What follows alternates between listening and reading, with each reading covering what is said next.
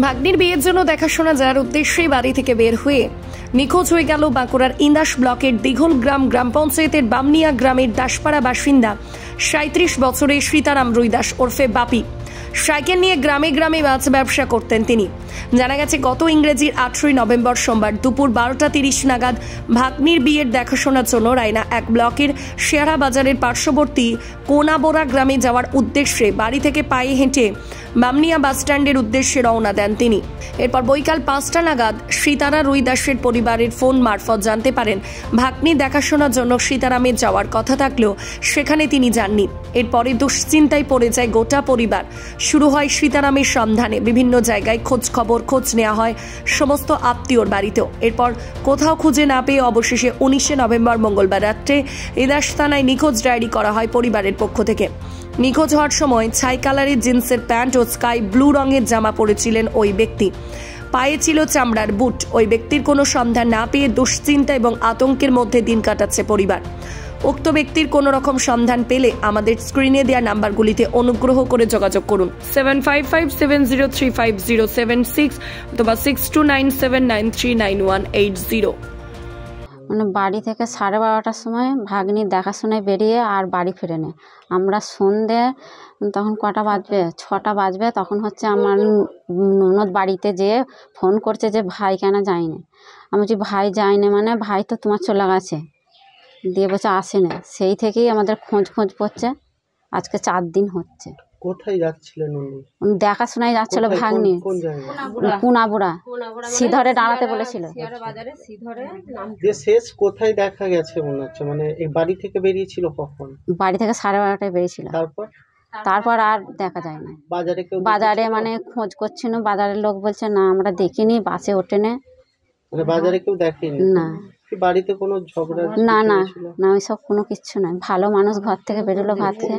কোনোদিন এর আগে কোনোদিন এরকম হয়েছে যে বাড়ি থেকে বেরিয়ে আর আসেনি? না না না, কোনোদিন হয়নি।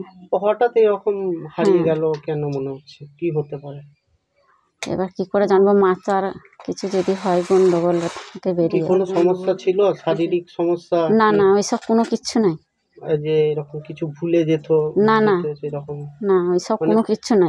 কোনো রকম সমস্যা থাকে না, তাই তো? না, ভালো মানুষ, ঘর থেকে ভাত খেয়ে বেরিয়ে গেল যে এরকম। তো কি থানায় জানানো হয়েছে? হ্যাঁ, থানায় জানানো হয়েছে, মিসিং ডায়েরি করা হয়েছে। বললো আমরা খোঁজ নেবো। কি করতো আপনার স্বামী? কি করতো? মাছ ব্যবসা করতো, মানে গ্রামে গ্রামে। কিসে করে যেত? সাইকেলে করে। সেদিন কি নিয়ে বেরিয়েছিল বাড়ি থেকে? সেই দিন হাতে একটা ব্যাগ ছিল লাল রঙের, আর এই ব্লু রঙের জামা আর সাদা জিন্সের প্যান্ট। মোবাইল আছে কাছে? না। ছেলের আমার কিচ্ছু হয়নি, কোনো ঘরে ঝামেলা হয়নি, কিচ্ছু না বাবা। আমার ছেলে শুধু খাওয়া দাওয়া করতো, একটু টুকটাক করে ঘরে কাজ করছিল, করে আমি বাইরে গেছি। দু স্বামী স্ত্রী ভাত খেয়েছে, খেয়ে আর জামা কাপড় পরে গেছে। ছেলের দিকে বলে গেছে, তোরা সান্ত্বনা দিয়ে গেছে যে আমরা তো থাক, আমরা এখন আসি, সব খেলা করবি, ভাই বোনে যেন ঝগড়া করিস না। যেখানে যাচ্ছিল দেখাশোনায়, কার দেখাশোনা ছিল ওটা? আমার লাদনির দেখাশোনা হচ্ছিল।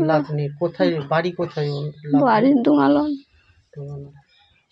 দেখি সেদিনই বাড়ি ফেরার কথা ছিল মানে দেখাশোনা থেকে? হ্যাঁ, সেদিনই বাড়ি ফেরার কথা ছিল। ওখানে গিয়েছিল না যায়নি? ওখানে যায়নি, ওরা ওখানে খুব খোঁজ খবর করেছে, চারদিকে ঘুরেছে। তো ছেলের বাড়ি, ছেলের দেখাশোনা হয়েছে, আমরা ঢুকি তাহলে আসবে, হয়তো দেরি হচ্ছে বাসের জন্য, সেটাও হয়নি। ওরা আবার দেখাশোনা করে আবার বাইরে চারদিকটা ঘুরেছে। সাথে কি নিয়ে বেরিয়েছিল ছেলে? সাথে একটা ব্যাগ নিয়েছিল, একটা জ্যাকেট আর একটা মাফলার। মোবাইল ছিল নাকি? না, মোবাইল দিয়ে যায়নি, মোবাইলটা ভুলে গেছে। আমরা বলতে চাইছি আমার যাতে আমার ছেলে ঘুরে আসে, সাত ছেলেকে আমাকে বলে ফিরিয়ে দিতে।